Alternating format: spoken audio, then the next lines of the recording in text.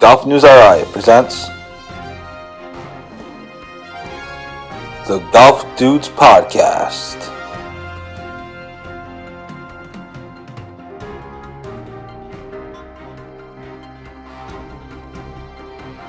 Here are the dudes. Hey everybody, welcome to another episode of the Golf Dudes Podcast. I'm Joe Calabro. Happy Thursday. Hope everyone is having a great week so far. I can't believe it's already September.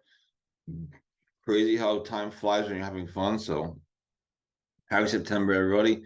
Happy almost football season. We're, at this time next week, we'll be getting ready for the Kansas City Chiefs season opener, Thursday night football. So I know people are looking forward to that, getting your bets in and everything else. So happy September, happy almost football season. I know college football starts this weekend, so for those that are into that, enjoy that on Saturday. I'm sure you all will. So a few things to get to. A pretty busy week on the local side of things.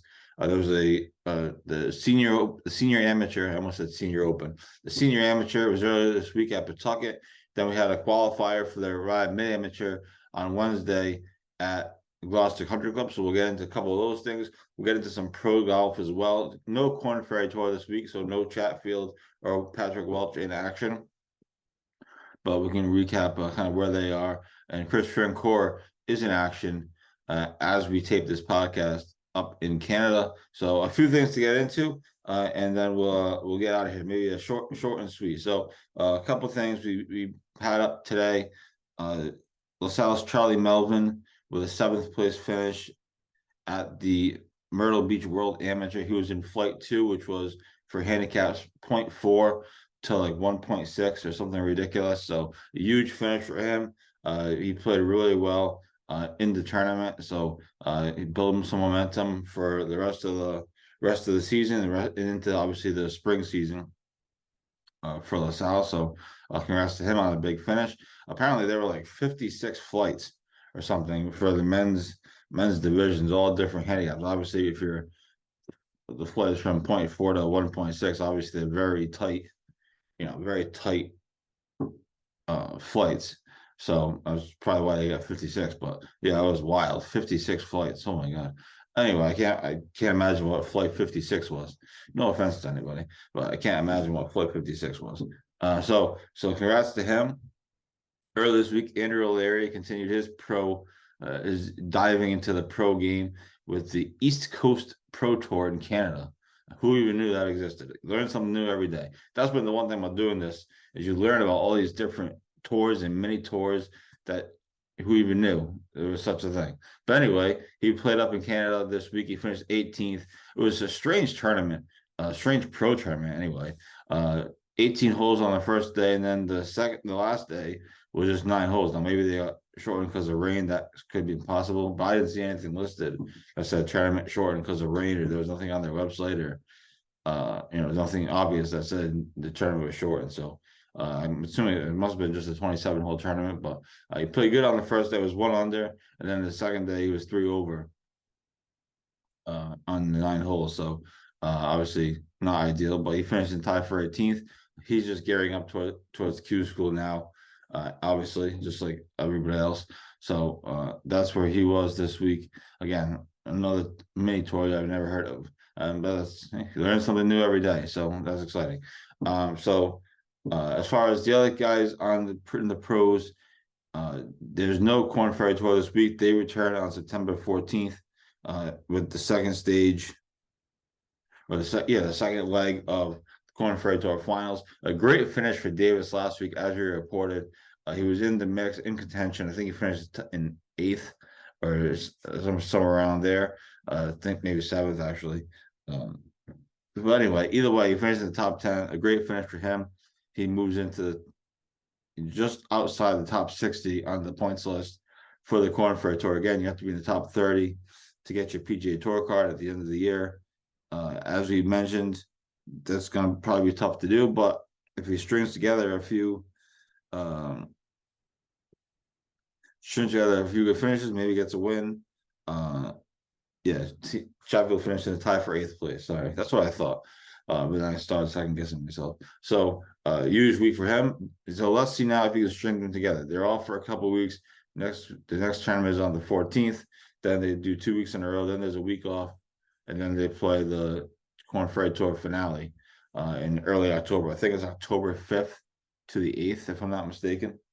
So let's see if they can string some tournaments together. Patrick Welch had that great third place finish a couple weeks ago. Excuse me. Had a great third place finish a couple weeks ago, and then he missed the cut, this past week, which obviously is not ideal. It kind of cancels out the third place finish. So let's see if one or both of them can start stringing some weeks together here and see where they end up. You never know. You go into that final tournament with just outside the top 30, or just even better, just inside the top 30. You never know what can happen. The points flip quickly. Things happen. So we'll see if they can put themselves in position. They have 2 tournaments to do that. Obviously, they both have to play really well over the next couple of weeks to get into a spot like that, but I mean, it's certainly possible. So that's where we are on the Korn Ferry Tour. Again, no Korn Ferry Tour tournament this week.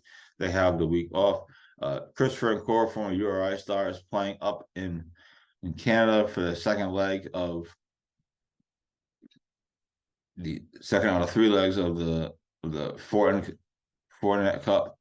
And I'm wrong. He's actually playing. He's playing on PGA Tour Canada. He's actually playing in Minnesota though, at the Craggan's Legacy course. So he didn't have a good week last week. He missed the cut by 1 shot, and he's right now, as we tape this, he is through 3 holes and he's 1 over on the day. So he'll look to turn that around, and he needs basically a win, 2 wins to have any shot of getting inside the top 5, which gives you Korn Ferry's Tour status for next season. If not, he will be it'll be at PGA Tour Q School in a few months, probably either way, but so he needs something to happen. The one good thing I forgot to mention, the one good thing about Chatfield's high finish was in the way he's played for the majority of the season. He actually locked up Korn Ferry Tour status for 2024. So that's a plus. You have to play well. He's played well enough to lock up status for the next season. And so at least he's got that going for him. He has a job for next season. Now it's just about gaining status and maybe making a run at a PGA Tour card here over the next few weeks. Patrick Welch needs to continue to play well to lock up status for next season. But again, Q School is coming up, PGA Tour Q School, and so they'll all have opportunities to right the ship, if you will. So that's where we are on the pro game.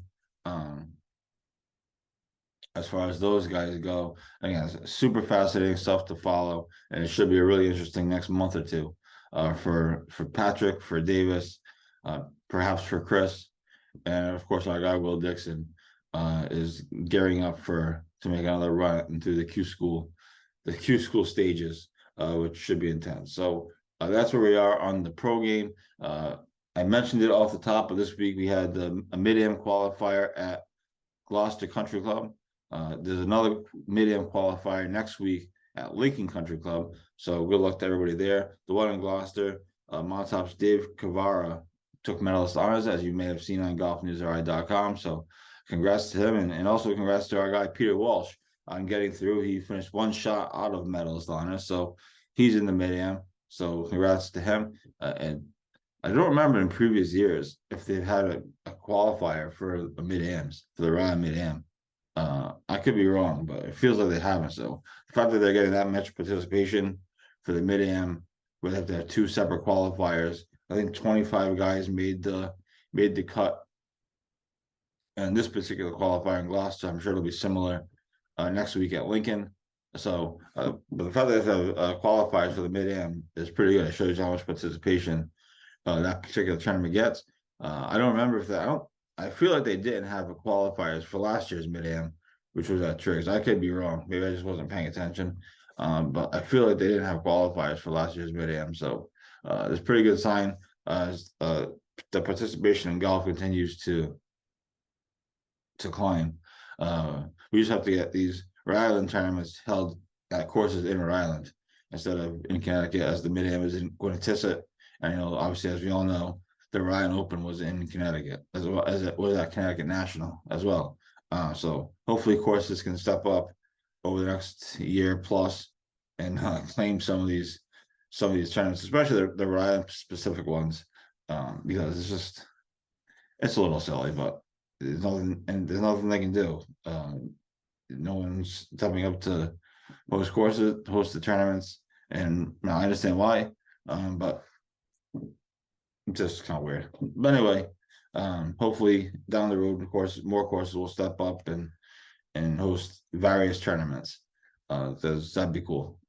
So the Mid-Am is at the end of September at Quinitisset in Connecticut, which is really just over the border, but still.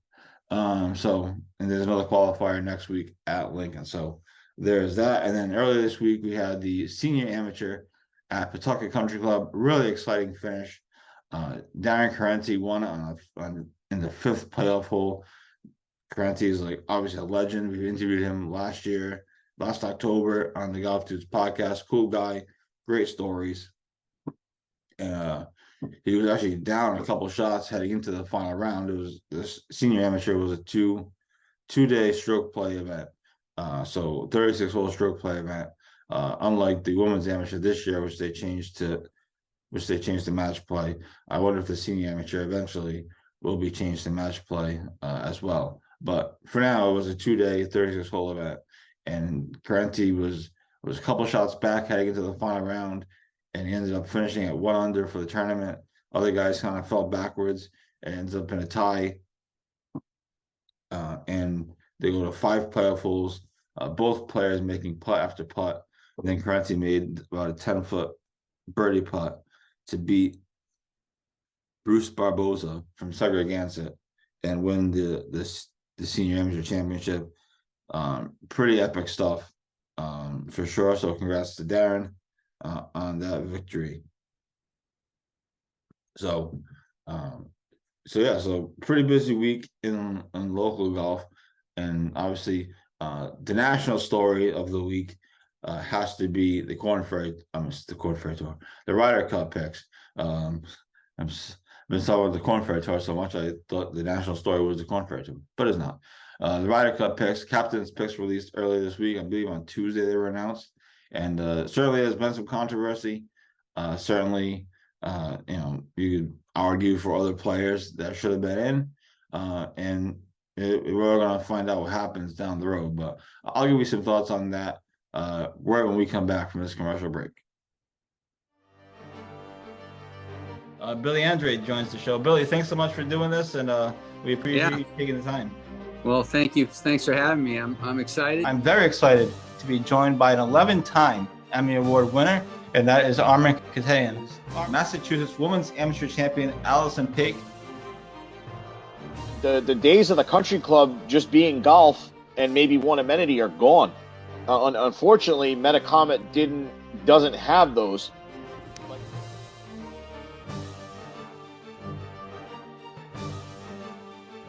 He has a very rare condition called kyphoscoliotic Ehlers-Danlos syndrome. And at the time of diagnosis, there was only 60 documented cases in the world. I mean, we legitimately played the last 4 holes at Newport National. You could not see 50 yards.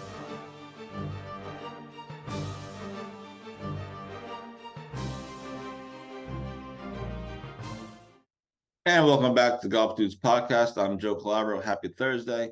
Again, hope everyone is doing well. Hope everyone is getting those golf rounds in as winter is coming eventually. Although next week is supposed to be like 87 degrees on Friday or something screwy. So maybe it isn't. Anyway, hope everyone is doing well. And thanks for tuning in. A few things. We want to get into some of the Ryder Cup picks. I know it's controversial. I said the other day when I joined Jeff on the Expand Your Brand podcast, that I thought JT was the right move. I think you have to keep, the core together. Jordan Spieth, Justin Thomas, these guys are the core of the roster. They've been the core of the roster for the last few Ryder Cups, win, lose or draw. And I think you have to try to keep them together. So I don't really mind them picking JT. I would have loved to see Keegan Bradley on the team. That would have been cool. Just one, because he's a local. But two, I thought he played well enough to deserve a spot. And it just would have been cool to see him. But also wanted JT on the team. And he's playing in a tournament, I think, next week as part of the fall series. So we'll see how his game is really quickly.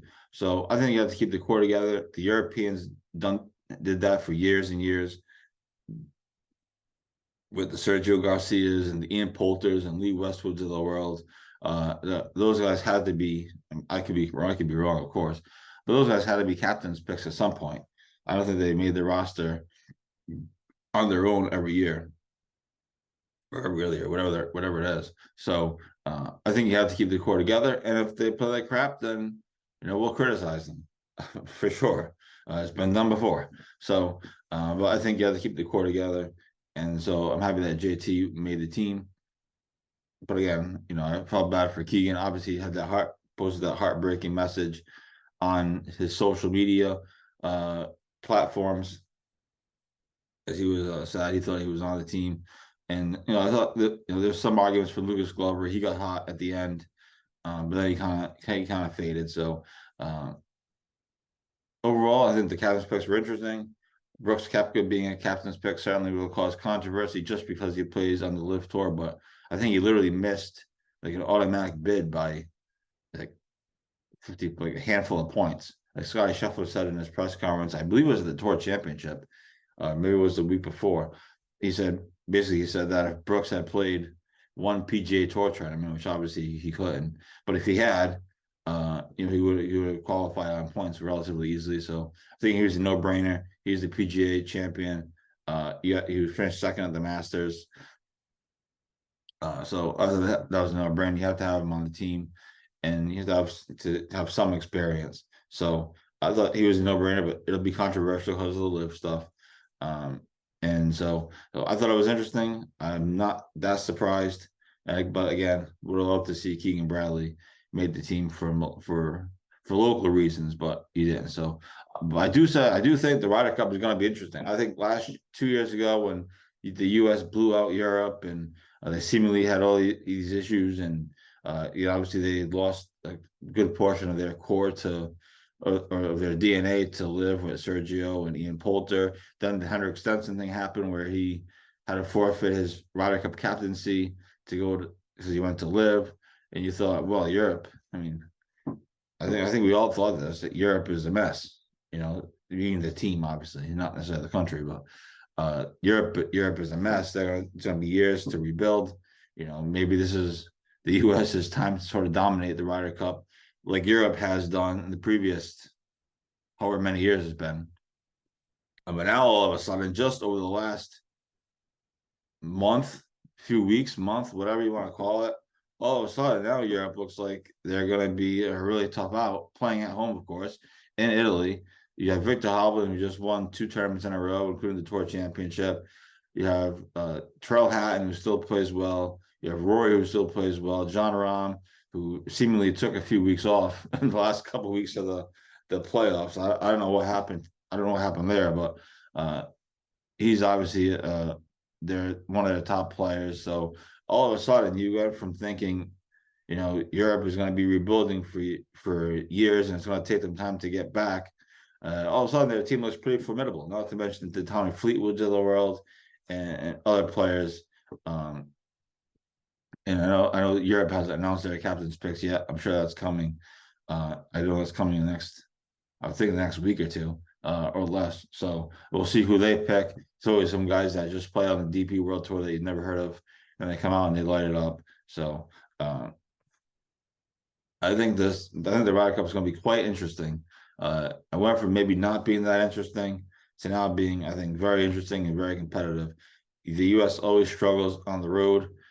Europe obviously always plays well on the road, and for the most part, they've played well here in the U.S. So really interesting dynamic. And again, the captain's picks are going to come into light for the U.S. and for Europe, but for us here in the U.S., it'll be for them, for America, and they're going to have to make a putt or do something or hit a shot or come up in the clutch at some point. and we'll see if they can do it. That's kind of how these things are judged. So there's always controversy with them. It should be exciting. To say the least, the Ryder Cup is one of the best tournaments of every 2 years. And 2025 is at Bethpage Black, so I'm pumped for that. I'm gonna try to go, either be at credentials or not. So we'll see where we are. We'll see where GolfNewsRI is in 2025, but that is the plan, because it's probably about as close as the Ryder Cup's going to get to coming here. So there's that. So that's coming up at the end of September. We did mention, Jeff and I mentioned the other day on Expand Your Brand about potentially doing some type of Ryder Cup viewing party at Vince's Cigar Lounge. Obviously, a great sponsor of the GolfNewsRI podcast network.